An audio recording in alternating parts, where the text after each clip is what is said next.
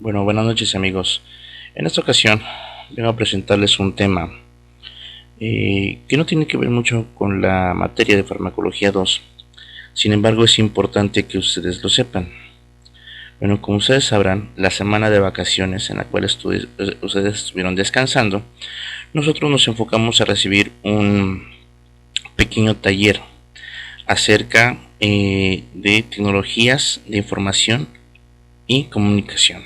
Y aparte, pues estuvimos trabajando con plataformas virtuales.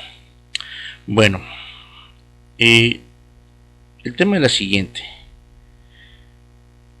Como ustedes saben, en nuestro país y en nuestro estado existe una cierta crisis educativa, ¿sí? En donde ¿sí? Podemos observar que en nuestro país está dividido de cuatro tipos de personas.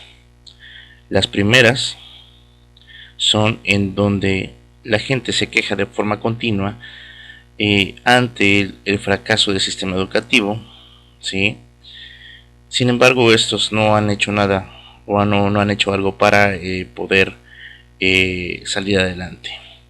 Y está la otra parte en el cual existe la población, bueno, que dice, bueno, nosotros hacemos con lo que tenemos y prácticamente el fracaso educativo pues continúa. Sin embargo, existe la otra parte de la población, los cuales aún tienen la ilusión de tener un excelente sistema educativo. Sin embargo, ustedes saben que para poder salir adelante esta población pues necesita atravesar todo este tipo de problemática, incluso lo que es problemas con los dos tipos de población anteriormente descritos. Y existen los otros, en donde dicen, bueno, vamos a probar algo nuevo, ¿sí? Y de estos hay muy pocos. Ok. Bueno, con base en esto, ustedes sabían que anteriormente en las escuelas existían profesores en los cuales se establecía el sistema educativo era de forma bidireccional, es decir, el profesor paseaba el conocimiento, transmitía el conocimiento hacia sus alumnos. Sin embargo, este conocimiento no existía una retroalimentación, ¿sí? Este sistema educativo se le denominó 1.0, el cual es el más arcaico. Incluso aquí el profesor lo que hacía era llegar al salón y se ponía a escribir todo el contenido de la clase en el pizarrón o incluso llegaba a dictar, ¿sí? Y bueno, ¿qué era lo que generaba esto? Al final generaba un sentimiento de vacío, ¿sí? Un sentimiento de fastidio por parte del alumno y pues prácticamente no llevaba a cabo un gusto por el estudio. Ahora, actualmente, con la llegada de nuevas tecnologías, como es la computadora, entre otros, se estableció un sistema educativo denominado 2.0, en donde el profesor eh, enseñaba al alumno. Sin embargo, a diferencia del 1.0, aquí la retroalimentación es bidireccional, es decir, que el profesor le enseña al alumno y también el alumno puede enseñarle al maestro. Prácticamente aquí la educación era bidireccional. Algo también muy importante es que no solamente el profesor se encargaba de la educación de los alumnos, sino incluso los mismos compañeros de clase compartían o transmitían esa información, ¿sí?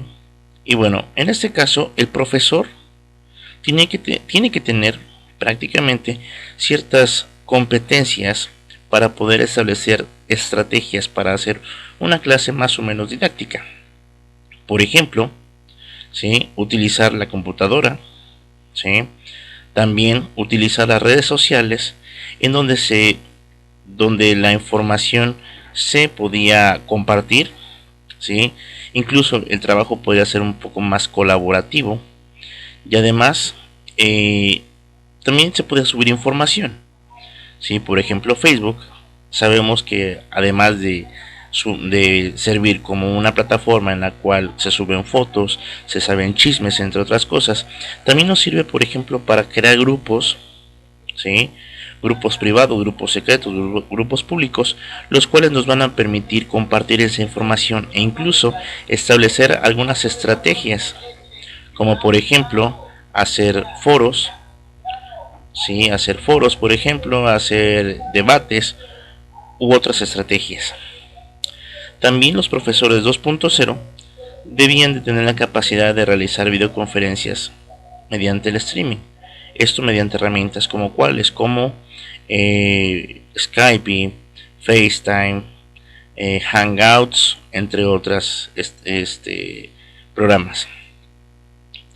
También existía una necesidad de autoformación, es decir, llevar a cabo el aprendizaje por sí mismo de algunos temas, por ejemplo, tecnológicos, como el manejo de computadora, la elaboración de algunas estrategias, entre otras cosas. También elaboración de blogs, en donde el profesor lo que hacía prácticamente era publicar información de forma personal. ¿Para qué? Para poder establecer una conversación con los profesores, ¿sí? Bueno, entonces, con todo esto, el profesor 2.0 debía tener ciertas competencias y habilidades, por ejemplo, conocimientos en plataformas digitales, por ejemplo, Facebook, Twitter, Instagram, entre otros, ¿sí? Tendría que tener creatividad, es decir, inquietudes artísticas y culturales. También aprender a ser resolutivo, ¿sí? Ante algunos problemas, ¿sí? Aprender de los alumnos, es decir, tener esa humildad. Recuerden que anteriormente en las escuelas 1.0 en el pizarrón había una tarima, el cual establecía diferencias entre el profesor y el alumno, ¿sí? Bueno, ahora en la actualidad se está buscando establecer un sistema educativo nuevo que se denomina 3.0, en los cuales el profesor lo que va a tener que hacer principalmente es llevar a cabo una mayor motivación en el estudiante, como mediante digamos, convertir las barreras que existen entre algunos alumnos y establecer estrategias para que los alumnos mismos consigan sus objetivos académicos. Sí, entonces, con respecto al profesor, este sistema educativo, como decía Antonio Machado, en cuestiones de cultura y de saber, solo se pierde lo que se guarda y solo se gana lo que se da. Entonces, prácticamente aquí se establece cierto trabajo colaborativo, ¿sí? Y entre el alumno y el profesor. Es decir, el profesor debe de tener la capacidad de tener, ¿cómo les puedo decir? De poder compartir ese conocimiento con los alumnos, ¿sí? En donde también el profesor debía de tener una formación continua, ¿sí? Tener la capacidad de transmitir la importancia del aprendizaje e incluso que el alumno tuviera la capacidad de transmitir esa información tanto a familias como a otras personas fuera de la escuela. Y con respecto a los alumnos, aquí, como dice Benjamin Franklin, dime y olvido, enséñame y recuerdo, involúcrame y aprendo. Aquí lo que se busca es involucrar al estudiante, como aprender de los demás mediante un trabajo colaborativo, reconocer sus éxitos, fortalezas, ¿sí? Y en cierta forma hacer del estudiante el protagonista en el proceso de enseñanza y aprendizaje. Pero bueno, ahora para completar la tríada se requieren las herramientas. En este caso las herramientas van a ser tecnologías de la información y la comunicación. Por ejemplo, el establecimiento de algunas herramientas innovadoras como la computadora, ¿sí? Metodologías y estrategias relevantes y adecuadas, es decir, que le permita al alumno explotar su creatividad y que también con base en esa creatividad el alumno pueda transmitir sus conocimientos mediante como el uso de redes sociales, por ejemplo, como YouTube, Instagram, Twitter, Facebook, entre otras. Bueno, entonces, si nosotros hiciéramos un cuadro comparativo entre la educación 1.0 y el sistema 3.0, vamos a ver, por ejemplo, que el profesor, en el caso de la 1.0, va a ser fuente del conocimiento, mientras que en la 2.0 es guía y fuente para el conocimiento, y en la 3.0 es organizador de la creación de conocimientos colaborativos y de contextos de aprendizaje. Mientras que los contenidos tienen que ser, en el caso de 3.0, tienen que ser recursos abiertos, creados por los mismos profesores y que sean reusados por los estudiantes a través de múltiples instituciones, disciplinas e incluso plataformas virtuales. Y las actividades de aprendizaje, en la prehistoria, esas actividades eran de forma tradicional, es decir, la elaboración de ensayos, tarea, exámenes y algún grupo de trabajo dentro de la clase. En la 2.0, los enfoques de tarea tradicionales van a persistir, sin embargo se va a llevar a cabo una colaboración más estrecha entre el profesor y el alumno, incluso entre los mismos alumnos. Mientras que en la 3.0, las actividades de aprendizaje tienen que ser flexibles y abiertas, de tal forma que se centren en la creación de espacios. ¿Para qué? Para que los alumnos puedan explotar su creatividad. ¿Sí? Y el comportamiento de los estudiantes, efectivamente, en la educación 1.0, pues eran pasivos, ¿sí? No participaban, e incluso había cierto sentimiento de cansancio. En la 2.0, esa pasividad la vamos a convertir en una actividad, es decir, llevando a cabo diversas actividades académicas que al alumno le permitan tener un mejor desarrollo personal. Y en la 3.0, los estudiantes van a ser activos, van a tener sentido de la propiedad de la educación personal, además de que van a tener la capacidad de crear sus recursos, ¿sí? Y además de compartirlos. Entonces, en el caso de la tecnología, en el 3.0 se va a promover el e-learning desde la perspectiva de entornos de aprendizaje personales distribuidos, ¿sí? Por ejemplo, mediante portafolios de aplicaciones o de su construcción como identidad digital. Ahora, con todo esto, las herramientas que se establecen son las tecnologías para la información y la comunicación, las TICs. ¿Qué son las TICs? Van a ser un conjunto de técnicas, desarrollos y dispositivos que integran funciones de almacenamiento, procesamiento y transmisión de información. Estas TICs se van a basar principalmente en dos herramientas de la tecnología, que es la informática y la telemática. Entonces la informática se va a definir como una ciencia que estudia métodos, procesos, técnicas con el fin de almacenar, procesar y transmitir información y datos en formato digital. Por ejemplo, el teléfono celular.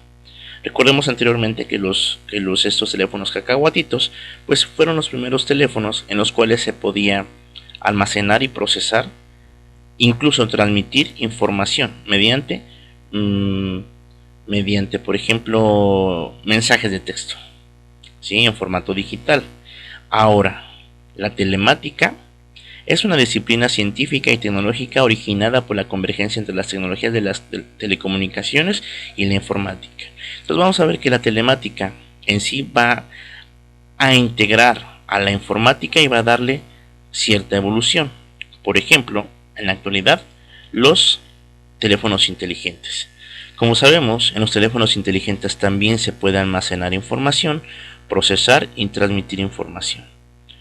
Se almacena mediante, por ejemplo, mensajes de texto. Se procesan mediante, por ejemplo, programas o aplicaciones como Word o Google Documentos, y aparte se transmite la información entre varias personas, como mediante el uso de redes sociales, mediante el uso de aplicaciones de mensajería como WhatsApp, aplicaciones como Facebook, Twitter, Instagram, LinkedIn, entre otros. ¿Sí? Sin embargo, este tipo de tecnologías va a tener sus desventajas y sus ventajas. Las desventajas prácticamente va a ser la limitación en cuanto al nivel socioeconómico que existe en nuestro estado. También la brecha digital, ¿eh?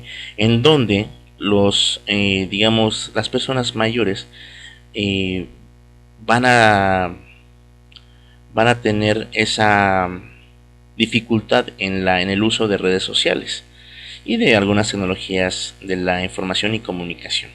También sabemos que existe falta de privacidad, ¿sí? Hay cierto aislamiento e incluso fraude, como por ejemplo el robo de identidades, entre otras cosas. Sin embargo, a pesar de estas desventajas, existen ventajas como cuáles: nuevas fuentes de conocimiento, desarrollo de nuevas competencias, permitir un aprendizaje interactivo y también la educación a distancia. Bueno chicos, por mi parte es todo. En la, en la presentación les comparto dos videos que son importantes. Uno se pregunta cómo va a ser la educación en el futuro, y al final existe otro video el cual nos va a hablar un poquito más sobre las TICs. Bueno chicos, espero que les haya gustado.